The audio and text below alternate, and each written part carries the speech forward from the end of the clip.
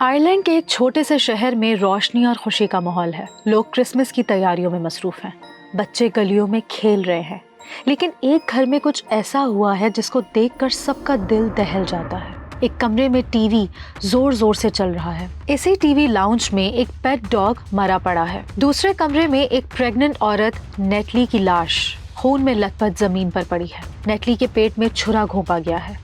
घर के बाहर लोगों का हुजूम जमा है, हाथों में पंफलेट और बैनर्स लिए खड़े हैं। चीख चीख कर कह रहे हैं, नेटली को इंसाफ दो, नेटली को इंसाफ दो। ये कौन थी? लोग इसके लिए इंसाफ क्यों मांग रहे हैं? नेटली को इतनी बेरहमी से किसने कत्ल किया और क्यों? और सबसे अहम सवाल, नेटली के पेट में बच्चे को क्यों मारा गया? उसका क्या कसूर था? ये वो सवालात हैं जो आज की क्राइम स्टोरी में मैं आपको बताऊंगी। मैं हूं कोमल अब्बासी और आप देख रहे हैं थिंक क्राइम की एक और थ्रिलिंग एपिसोड।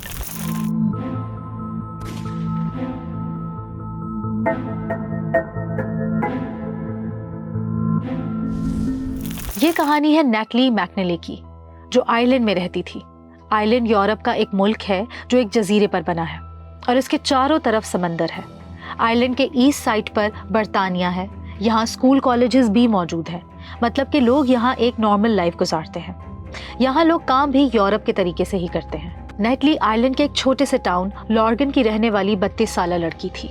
वो अपने पेरेंट्स के साथ नहीं बल्कि अकेली रहती थी। वो अकेली इसलिए नहीं कि अपने माँ बाप से प्यार नहीं करती थी, बल्कि वो अपनी फैमिली से बहुत मोहब्बत करती थी।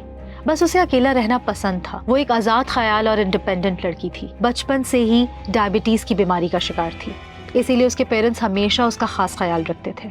लेकिन उसके बावजूद नेटली एक बहादुर और मेहनती लड़की थी। वो एक ट्रांसपोर्ट कंपनी में मार्केटिंग एग्जीक्यूटिव के तौर पर काम करती थी और अपने काम में बहुत एक्सपर्ट थी। नेटली को जानवरों से भी बहुत प्यार था, इसीलिए उसके घर में डॉग्स और कैट्स हर वक्त देखे जाते थे और वो उसकी तन्हाई को दूर करते थे, उसकी ज़िंदगी में खुशियाँ ले आते थे।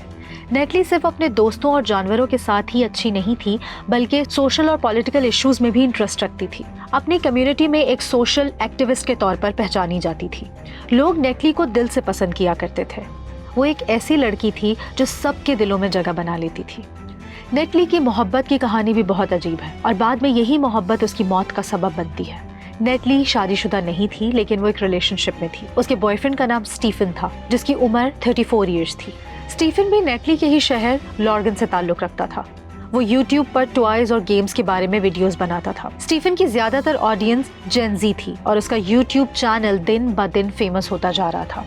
नेटली और स्टीफन का रिलेशनशिप मजबूत होता गया और फिर एक दिन नेटली ने उसे बताया कि वो प्रेग्नेंट है। ये सुन के स्टीफन बहुत खुश हुआ, क्योंकि अब वो दोनों जल्द ही एक बच्चे के माँ बाप बनने वाले थे। नेटली के वालिदैन भी ये खबर सुनकर बहुत खुश हुए। यूरोप के कल्चर में ये बात तो आम है, लोग शादी से पहले ही बच्चा प्लान कर लेते हैं। यूरोप के कल्चर में इसको बुरा नहीं समझा जाता। नेटली के माँ बाप अक्सर उसके घर आते, उसका ख्याल रखते थे। स्टीफन भी रोजाना नेटली के घर आता, उसका ख्याल रखता, उसकी सारी ज़रूरतें पूरी करता और नेटली को कभी भी अकेला महसूस नहीं होने देता। फिर एक दिन, तारीख थी 18 दिसंबर 2022। ये दिन फीफा वर्ल्ड कप का फाइनल था। दुनिया भर में लोग अपनी स्क्रीन्स पर मैच एंजॉय कर रहे थे। नेटली भी अपने माँ बाप के घर वर्ल्ड कप देख रही थी। दिसंबर का महीना था, हर जगह लोग क्रिसमस की तैयारियां भी कर रहे थे। रात के तकरीबन 9 बजे नेटली अपने माँ के घर से वापस अपने अपार्टमेंट आई। रास्ते में स्टीफन ने उसे मैसेज किया कि वो आज नहीं आ सकेगा, क्योंकि वो आज अपना यूट्यूब लाइव स्ट्रीम कर रहा है। नेटली ने मुस्कुराकर उसे best wishes and best of luck कहा। उसके बाद नेटली ने एक ऑनलाइन ड्राइव बुक की और अपने अपार्टमेंट आ गई। घर पहुंचकर उसने खाना भी ऑनलाइन ऑर्डर किया और इंतजार कर रही थी। उस दौरान वो अपने पेट्स के साथ खेलने लग गई। उसी वक्त घर के सहन में कुछ साए नजर आए। नेटली फौरन बाहर देखने गई, लेकिन वहां कोई नहीं था। उसने सोचा शायद ये मेरा वहम होगा, लेकिन थोड़ी ही देर बाद जोरदार आवाज आई, जैसे शीशा टूटने की आवाज हो। नेटली का दिल धड़कने लगा। वो डर के मारे कमरे में छुप गई और दरवाजा बंद कर लिया। कुछ मिनट बाद अचानक डोरबेल बजी। नेटली और डर गई, लेकिन हिम्मत करके आहिस्ता आहिस्ता दरवाजा खोला। सामने डिलीवरी बॉय खड़ा था। नेटली ने थोड़ा सुकून का सांस लिया। डिलीवरी बॉय ने कहा, मैम आपका पार्सल। नेटली ने उसे थैंक यू कहा और दरवाजा बंद कर दिया। लेकिन जैसे ही वो अपने कमरे की तरफ जा रही थी, पीछे से एक शख्स ने उसके सर पर लोहे की रॉड से वार किया। नेटली जमीन पर गिर गई। फिर उस शख्स ने चाकू नेटली के पेट में मारा। किलर इतना बेरहम था कि नेटली के प्रेग्नेंट होने पर भी उसने रहम नहीं किया। उसने मासूम और बेकसूर बच्चे को भी ना छोड़ा। चाकू मारकर कत्ल कर दिया और वहां से फरार हो गया। ये शख्स कौन था? नेटली और इसके होने वाले बच्चे से इसकी क्या दुश्मनी थी? पड़ोसियों ने नेटली के कत्ल वाली रात एक जोरदार चीख सुनी थी। उन्होंने सोचा कि शायद नेटली फिल्म तेज आवाज में देख रही होगी। अगले दिन यानी 19 दिसंबर को नेटली के घर वाले नेटली को बार बार फोन कर रहे थे। फोन बज रहा था मगर कोई उठाने वाला नहीं था। नेटली के माँ बाप परेशान होकर अपार्टमेंट पहुंचे। अंदर का मंजर देखकर उनके पांव तले जमीन निकल गई। कमरे में नेटली खून में लथपथ पड़ी थी। नेटली के जिस्म पर जख्मों के निशान थे और ये साफ जाहिर हो रहा था कि ये एक कत्ल है। नेटली के पेरेंट्स ने फौरन पुलिस को कॉल की। पुलिस भी पहुंच गई। आयरलैंड पुलिस ने लाश को पोस्टमार्टम के लिए भेजा और इन्वेस्टिगेशन शुरू कर दी। पुलिस ने सबसे पहले नेटली के करीब रहने वालों पर शक किया, लेकिन पुलिस ने करीबी रिश्तेदारों पर आखिर क्यों शक किया? उसकी क्या वजह हो सकती थी? घर में जबरदस्ती घुसने की कोई निशान नहीं थे, ना कोई दरवाजा टूटा ना कोई खिड़की टूटी। इसके अलावा अंदर आने का कोई रास्ता नहीं था।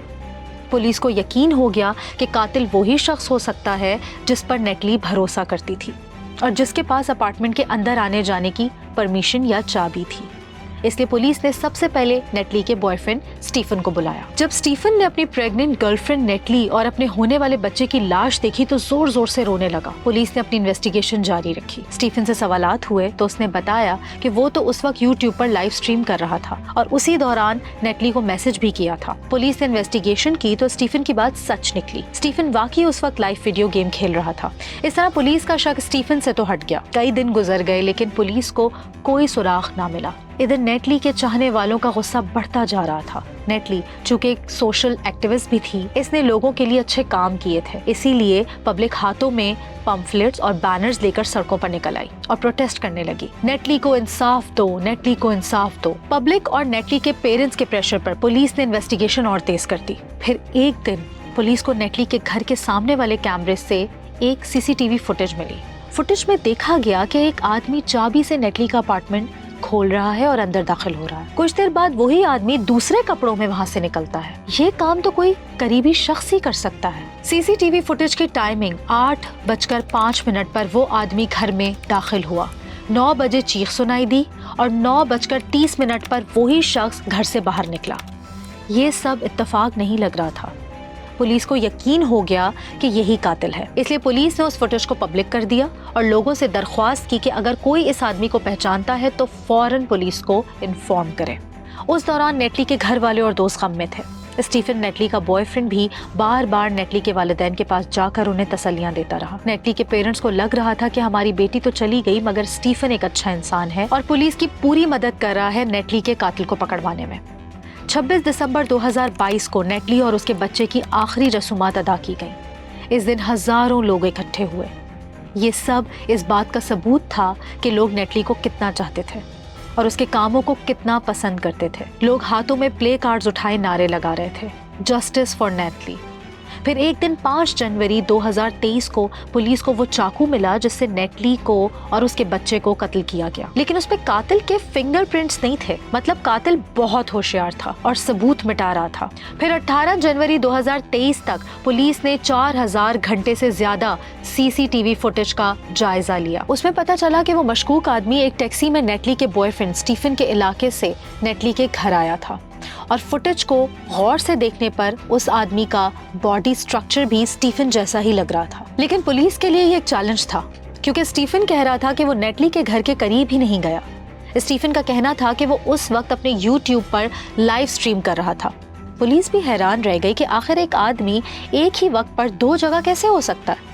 स्टीफन की 6 घंटे की लाइव स्ट्रीम दोबारा देखी गई जिसमें वो अपने व्यूवर्स से बार बार कह रहा था कि टेक्निकल मसले की वजह से वो अपने व्यूवर्स की चैट नहीं पढ़ सकता। I can't even use my phone to check the live stream comments either because I'm pretty sure that my internet and with this stream.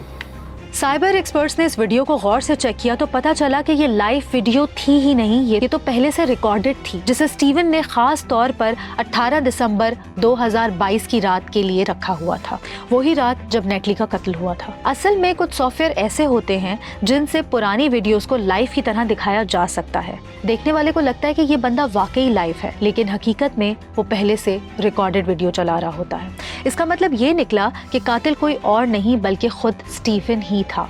इस वीडियो में कई और चौंका देने वाली चीजें भी थी। स्टीफन एक गेम खेल रहा था इसमें वो एक मिशन कर रहा था जिसका नाम था waste the wife. My compliments on a job well done, Mr. Thiel. My client was very pleased. I have more work for you. The more hands-on approach. Your next job is taped onto the phone.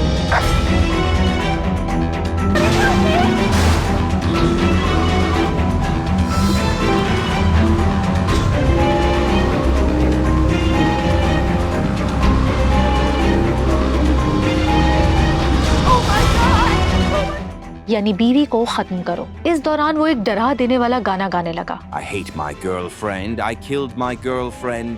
यानी मैं अपनी girlfriend से नफरत करता हूँ और मैं अपनी गर्लफ्रेंड को मार डालूंगा। कभी वो नेटली का नाम लेता और फिर ड्राउनी मुस्कुराहट देता, कभी अजीबो गरीब और डिस्टर्ब कर देने वाली बातें करता।